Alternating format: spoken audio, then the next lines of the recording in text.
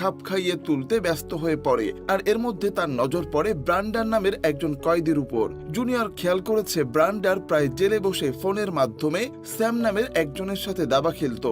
আসলে স্যাম থাকে জেলের বাইরে বসে দাবার কোর্টে কিছু চাল লিখে পাঠাতো, আর সেই অনুযায়ী দাবার কোর্ট সাজানোর পরই ব্রান্ডার বুঝতে পারতো আসলে তাকে কি মেসেজ দেওয়া হয়েছে। আর ঠিক এভাবে একদিন যখন সে দাবার কোর্ট সাজাচ্ছিল, পাশ থেকে জুনিয়র যাওয়ার সময় তার নজর কোর্টের উপর পড়ে। আর সে তখন এমন একটা দাবার চালের কথা বলে যেটা আসলে ব্রান্ডারের মাথায় আসেনি। জুনিয়রের ট্যালেন্ট দেখে প্রথমে তো ব্রান্ডার খুশি হয়, কিন্তু কিছুক্ষণ পরেই আবার সে জুনিয়রকে বলে আমার থেকে দূরে থাকবে। এরপর দেখা যায় জুনিয়র যখন বসেছিল তখন তার রুমমেট এরিককে সেখানে থাকা আরো দুজন কয়েদিরা তার ইচ্ছার বিরুদ্ধেই তাকে নিয়ে কোথাও যাচ্ছে। আসলে এরিককে ওই দুইজন কয়েদি প্রায় ধর্ষণ করত। আর হ্যাঁ, এটা জেলের ভেতরে একটা স্বাভাবিক ঘটনা। দুর্বল কয়েদিরা শক্তিশালী কয়েদিদের থেকে এই ধরনের নিপীড়ন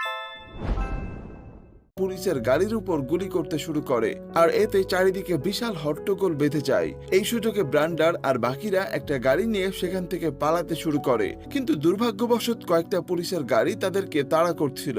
এমনকি তারা জুনিয়রদের গাড়ি লক্ষ্য করে গুলিও চালাচ্ছে।